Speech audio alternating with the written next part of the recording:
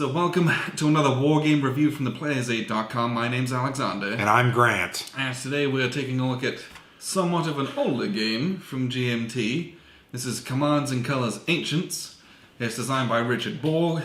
This is the latest printings. This was just put out in 2019, but this game is not new in any way.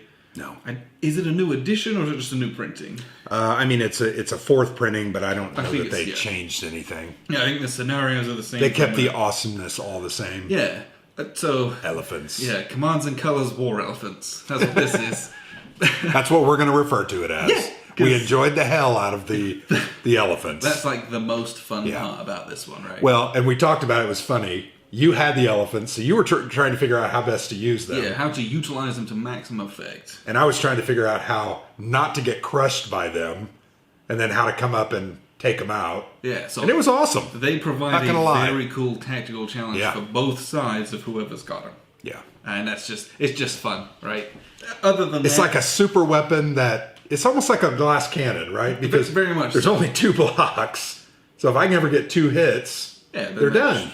But they're powerful. But yeah, we'll get to them in a second because there's a lot of extra cool rules about them. That's the one thing that makes this game stand out from other kind of CNC games. And can I say something before we go any further? Sure. So we have totally played these games out of order. Oh, yeah. I think someone brought that up in our last CNC Medieval video. They're like, well, this stuff isn't new. Some of it was new. Yeah, but it was new to us. It's Ancients reboxed. I mean, I'm going to say that again, right? Yeah. It's Ancients Redux. Move forward 500 years, and that's what it is. So we've played these out of order. We're now actually playing the first game in the series or system. It's the second. Battlecry was the first. Which we have still never played. I believe this is the second one. So we are playing them backwards, because I think we started with, obviously, Memoir 44 and Napoleonics and Great War and Red Alert. And then we played Medieval. Yeah. This one. Anyway. I mean, it's a bunch So don't jump on us when you look at some other videos and you realize, oh, these guys are dumb. We're not dumb. We just kind of played them out of order and showed our ignorance in that respect. Yeah. Which is okay. Okay. So this game is a game of forming lines, good battle lines, keeping some good integrity, and of being able to utilize combined arms, which is, in this instance, infantry types and cavalry types. Yeah. This base game does come with a unit of catapults, or they call them heavy war machines. Yes. But there aren't any scenarios in the base game to use them. And I'm a little confused by that, but maybe there's something we're missing. Yeah, I guess, because are they Roman, or are they... They are Roman. Roman. Yes. So, I presume that they'll be used in the expansions that are out. They just included them in this edition because it's. Or if you decide you want to use them and you. Yeah, I don't know. You know, they're fairly powerful because they have such huge range, but yeah, they're just a really long ranged unit. But that was, that was something that was like I was looking for. Like, let's play the catapult one. Nope, that's not a thing. Well, we actually said let's play the elephant one, and we did. Yes. And I'm going to go back and we're going to play another elephant one. And well, the elephants are just so awesome. And then we're going to make our own elephant ones. And it's just call them Moomax, and right. You only get like 6 of them, so it's not going to be a very big battle. But the elephants are so cool. Well, they're so cool because they're so different. They're so devastatingly powerful. Yes. Not only on the attack, but when they're forced to retreat. Yeah, they go into a rampage and they hit everything. Everything friendly or enemy that's adjacent to it. So how many times did I, wound one and then force the other to retreat, and go for it. It got attacks on everything that was surrounded. It was just, it's kind of cool. It's fun. It's a tactical puzzle that you got to figure out. They're a wild unit to use. They're very cool. Yeah, that's the thing that makes this game kind of really stand out. Yes. If you take the War Elephants, that's a pretty dry game, probably. No, I think I like the different types of infantry, and like you mentioned, the combined arms, trying to understand how they really work together.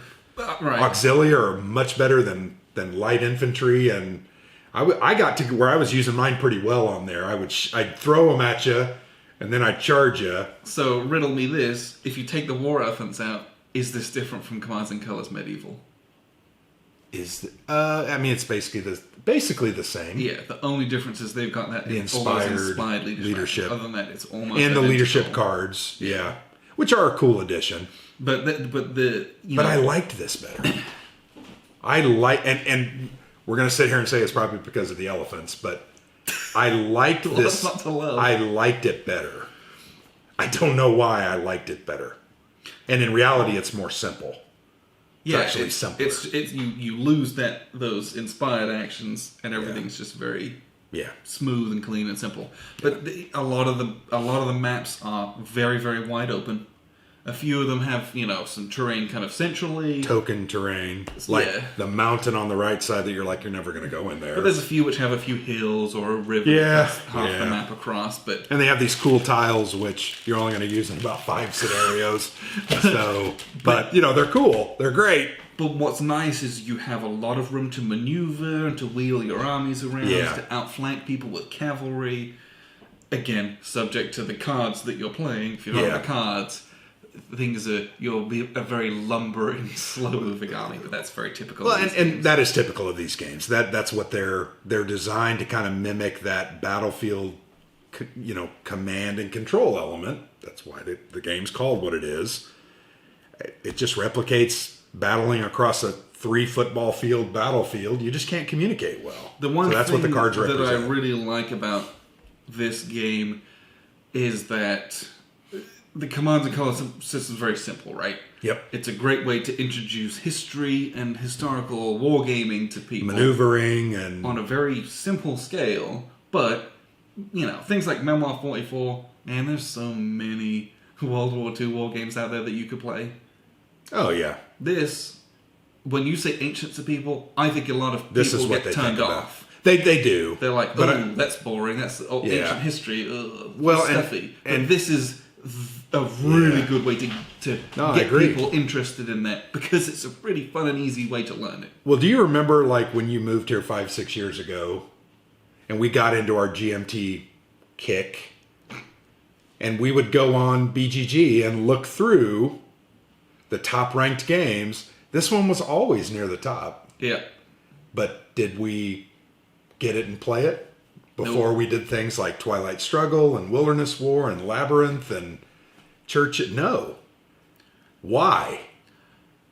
Well, it's that there's a stigma with this. There's a stigma with ancients. But it's, in my opinion, maybe I'm wrong. And there's that, I don't know if it's entirely anecdotal, but the older you get, the more into ancients you get. Well, is it because it's simpler and there's less rules and there's less fiddly counters to read that are this big? And here I can pick up I still have to squint. Is that auxilia or is that light infantry? But from here, we're going to springboard into things like SPQR and Caesar Conquest of Gaul. And we have those. Yeah. We have the simple GBOH history, or the rules, right?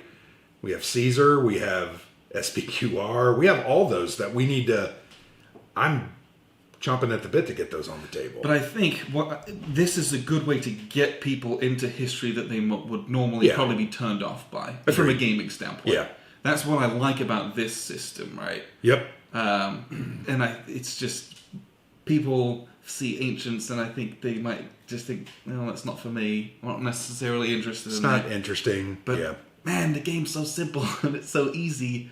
Literally anyone can play this. You move your pieces, you chuck some dice, remove guys, win. Yeah, it's pretty simple. And I actually really liked this. We talked about this. We kind of tried to rank them. This is in my top 2. What did I say my top 1? But it was because of theme. Red Alert. I love the capital ships. Red Just so Alert's cool. Excellent. But game-wise, I think this is probably... Napoleonics is pretty darn good, though. We talked about that, too. It's so good. I like that theme, too. I think I like Napoleonics better than this, but I really, really like this. But this game, I have found that as we've played not all of them, we still have one to play. You learn how to do different things. You become more patient. You've played me a long time. I'm very aggressive. I want to run right up and punch you in the mouth. You can't do that in this game. Well, with the war elephants, it's tempting. Well, but you gotta plan your moves out. You gotta play your hand. And I think this game forces you to do that, and I like that. Yeah, this is I like that.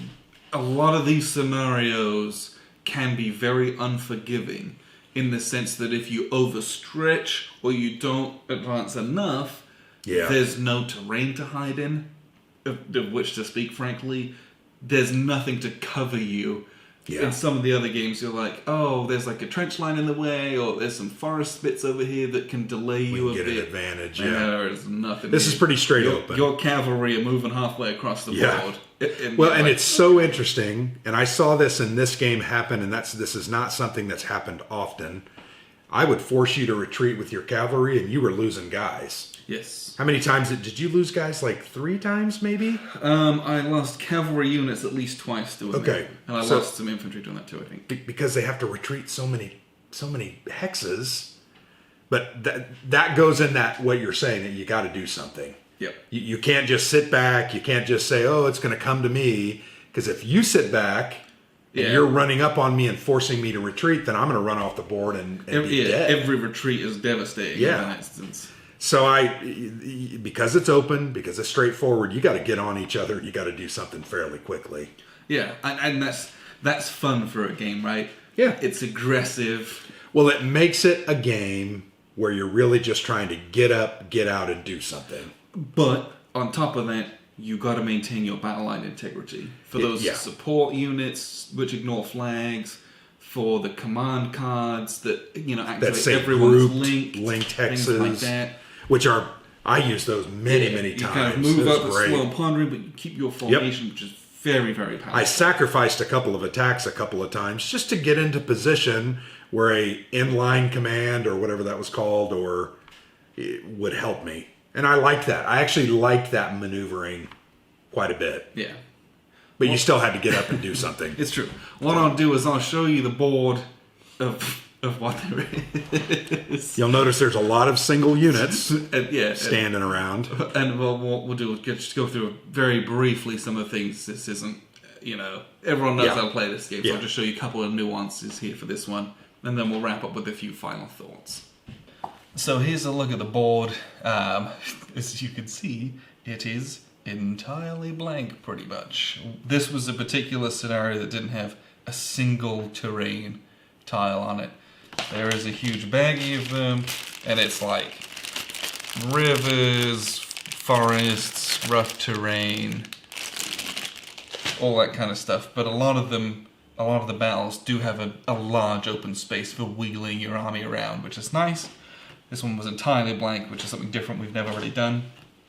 And it basically starts off, Romans lined up here, Carthaginians lined up here, meet in the middle, try and kill each other to death. The basic gameplay is with a hand of cards, and the scenario tells you how many cards you have, and the cards will tell you basically what you can and can't do. So a lot of them are things like, it tells you which section of the board you can do something on, and how much of something you can do with it. So this is outflank, issue an order to 2 units, and or leaders, both the left and the right flank sections. So you can do 2 units in this section of the board. You can see there's this dark dotted line here, or 2 units, and 2 units in this section of the board. Again, dotted line that divides this board into 3 sections. And it's left, center, right. So that's what that one does. This guy, on the other hand, is issue an order to all of your medium units. And so your units in this game are divided into 3 types. There are ones with a little kind of a green circle on them. These are your light units. Then there's a little blue triangle here. These are the medium units. And then you've got the red square, your heavy units. And elephants are heavy units, as you might imagine. So this guy activates this card activates all of your blue medium units. So depending on your army composition, this might be a very, very powerful card. You can move a lot of guys. Or, like me at the end, I had 1 section of medium cavalry. Nope, I don't know what I did with them. Somewhere, well, maybe they all died. I had 1 section of medium cavalry, and then 2 single, very weak medium warrior units. So this card was basically gumming up my hand. It was almost worthless. Then there are cards which don't necessarily dictate a region to attack or a section, but it says copy the card that someone just played, basically. So, or it's first strike that you play out of turn to do a counter attack that someone's doing. When they attack you, you attack first, for example. So the cards are restrictive. If you don't have any cards that enable you to play here on the right, well, you're pretty much hosed. So these guys are going to be stuck here for a while until you draw one that can use them. But that's basically it. When things meet, you roll dice, and quite simply you're trying to match the symbols of what it is you're attacking. If you're attacking a group of little green light infantry, you're looking for the green circles. Each green circle you roll, if you're lucky enough to roll 3, is 3 hits. There's only 2 of them. 1, 2, you kill the unit. If you kill the unit, you get a victory flag. And then the scenario we played is you need 7 victory flags to win. So we're just trying to kill each other. Now there's some nuance to that. Because if you get involved in melee, say you've got these medium warriors and they were attacking a group of, let's see, they're attacking a group of little light Carthaginians here. So the medium units, they roll, these are medium infantry, so they're going to roll 4 dice because they're stronger, and when they attack, they hit on a sword symbol because they're good in melee. So they're looking for these. Well, that was a pretty pathetic roll. I only rolled 1 hit. These are all misses. Now, if I had had a leader with them, let's say I have a Roman leader with them, then the leader symbol becomes a hit as well. So I would have 2 hits in this instance. Well, that's a lot better than doing just 1. Kill a couple of guys, that's what you're doing. Now, when these guys get to battle back, because I didn't have to retreat, they roll 2 dice, because they're not very good. They're little light guys. And light infantry do not score a hit on a sword, but they do cause a retreat. That's what this little retreat white flag is. Well, the good news for the Romans is they don't have to retreat because their leader ignores 1 flag. So that was just a wasted kind of attack back. That's combat. It's very, very simple in that way. Now the fun stuff, and I cannot stress this enough, is the war elephants. I know we keep hopping on about them, but hot damn, they are fun. Best part of the game, they're just hilarious. So the war elephants are a heavy unit. They can move 2 hexes, and then they attack with whatever dice they would be attacked with. And it's a fascinating kind of an engagement, because their strength is based on what they're attacking, because they're big and lumbering, so against nimble light infantry, well, these only attack with 2 dice, but it's hard to attack them because they're spread out in skirmishes and they're moving back and forth. If they're attacking a group of Roman heavy infantry, well, heavy infantry attack with 5 dice, because they're big and strong and they're in a tough formation. Let me get a bunch here. So here's my little Roman heavy infantry. These guys attack with 5 dice naturally.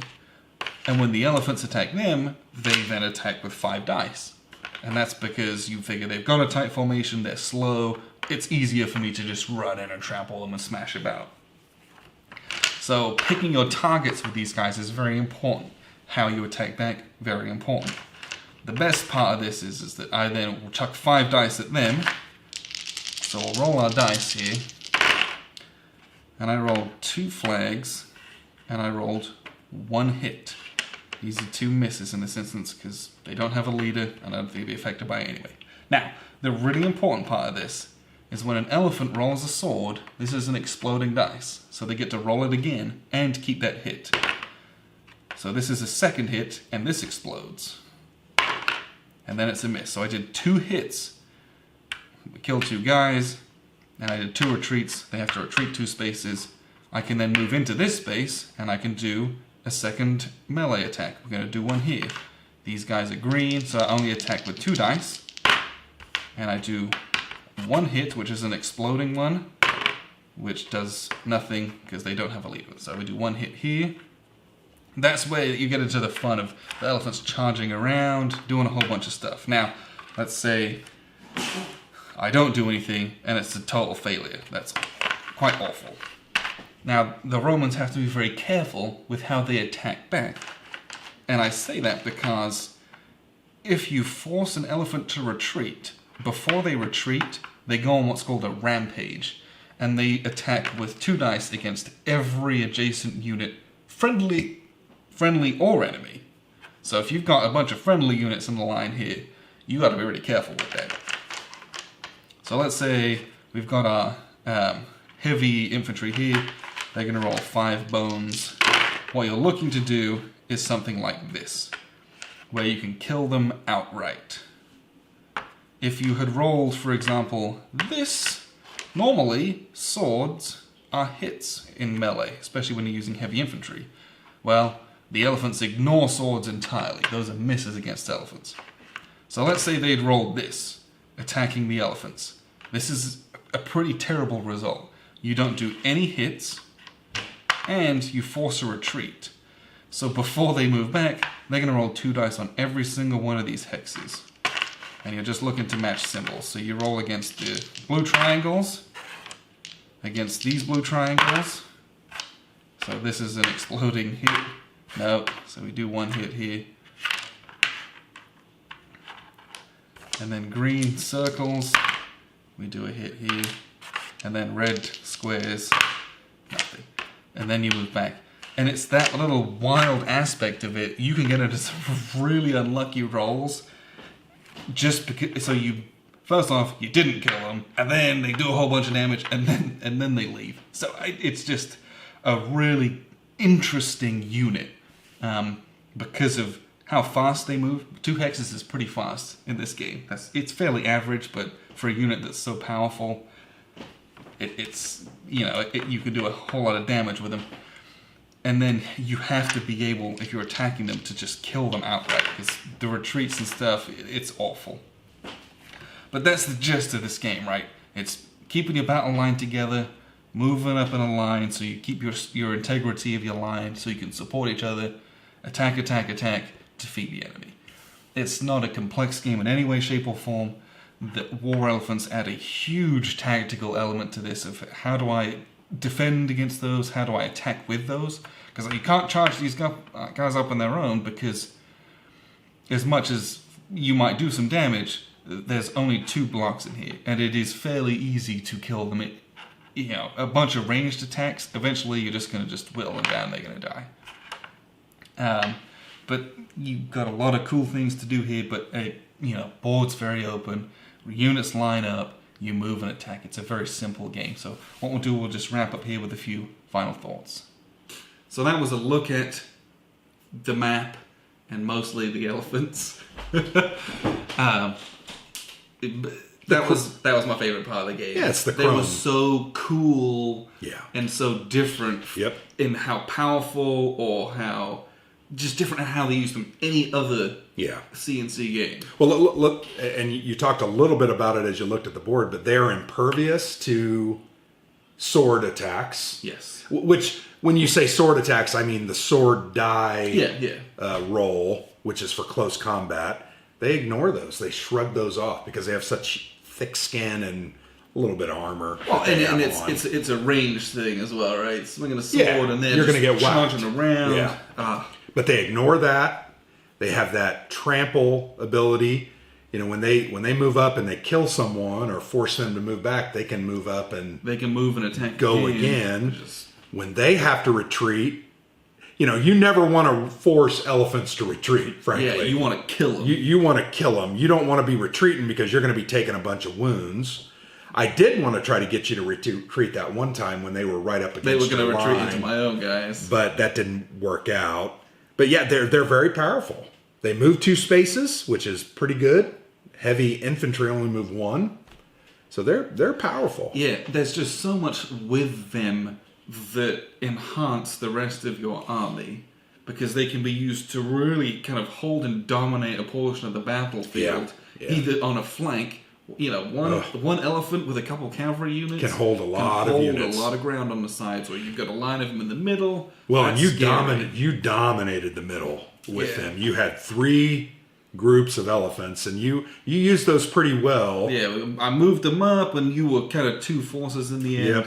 And I had too much attrition. But Well, I just got lucky on a couple of rolls, and strike back is always powerful because you get an attack back. yes, and this game I felt was a very bloody one. Mm-hmm. It was a very evenly matched game. We lost a lot of units. Yeah, you won 7 victory points to 6. Yeah, it was very close. Which I don't know if most of our games are that close. No, I mean, they usually win by 2 or 3. And this one just, so many guys died. Well, we'd either roll really badly or roll really well. Well, back to one point with the elephants. They get, when they attack, they don't have a set number of dice that they roll. Yeah. How does that work? You talked about it on the board. Yeah, But basically they roll the number of dice with which they would be attacked. yeah, And that makes, so you're like, I'm attacking the heavy troops every time. because you're getting 'Cause I'm gonna chuck five dice. Because you can wipe Yeah. a stack with that pretty decently. And I was trying to combat them with my light infantry and auxilia. Yeah, Because you would only match roll them with a 2 leader. dice or 3. You're only rolling 2, but You're hitting you only more. need 2 hits. Yeah, yeah, right. You only need 2 hits. So if you've got 3 light units attacking one Yeah. elephant, 6 dice, you need 2 hits. I Yeah. mean, your odds That's getting pretty good better odds. there. So yeah, there's a strategy tip for you that have to fight against elephants. But yeah, I don't know. It's a really Pretty cool. cool game. It's very simple, very easy to learn. Yeah. The elephants are the crumb, and they're on the board. Yeah, they're It's not like really there's a great. whole bunch of extra tracks or counters, or No. there's not an extra economy that some of these other games have developed now. This is just a really simple game. Nice way to learn some history. Yeah. I don't know hardly any of the battles that are contained in this. Well, in the scenario, battle but- we played tonight, it was Carthaginians versus the Romans. And in history, the Carthaginians won.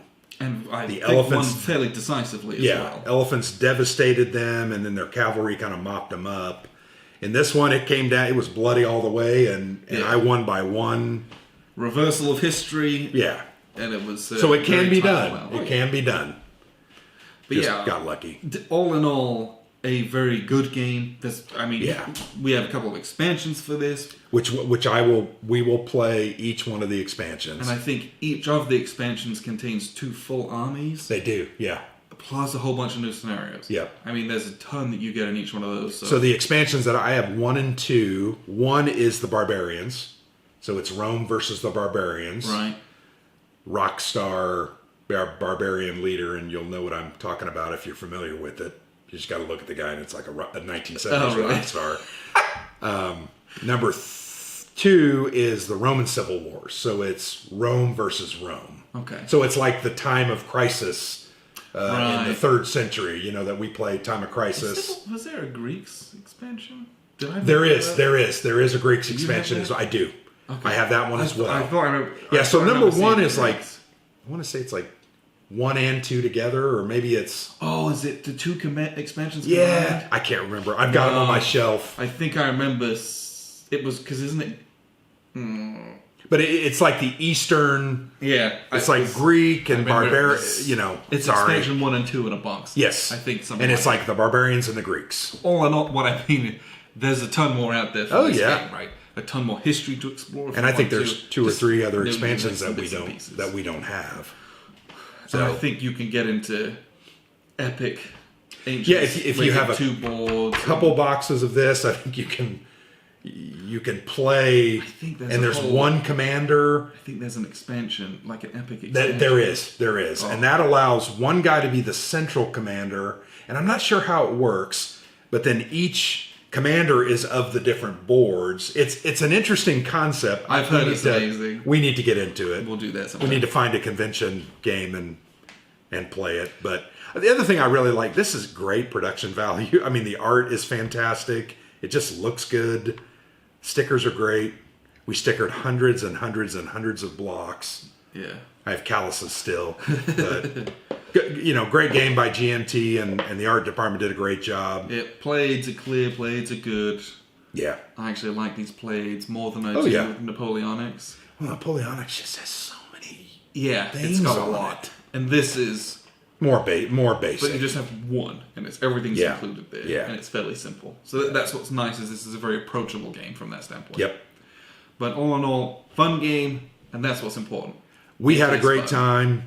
It makes me want to play it again and play it again immediately. That's what it's all about. It's about gaming and reliving history and trying to change some history. Yeah, So, set up a new battle, Yeah. play again, charge in the elephants. and it doesn't take long. I think that game we played in about an hour and a half, and it had a lot of units. So Yeah, this is one of the biggest. this one had a scenarios. lot. So my guess is most of them are an hour and 10, but you can do 2 or 3 in an evening and call it good. Yes, so appreciate you guys tuning in.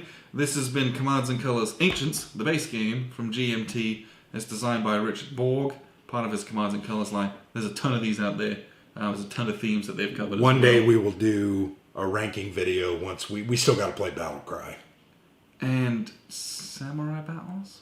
Is that That one? Is it out yet? It's on P500. Well, but I thought it was a reprint, but I'm not sure. That's about the that. other one that we haven't played. Yeah, we haven't played that one. But You're yeah, right. Those are ones that we're looking into, but Yep. one day there will be a kind of a comparison, a ranking like we Yeah. did for the coin ones for these. There's just a lot more of these. So appreciate you guys tuning in. We've been theplayersaid.com.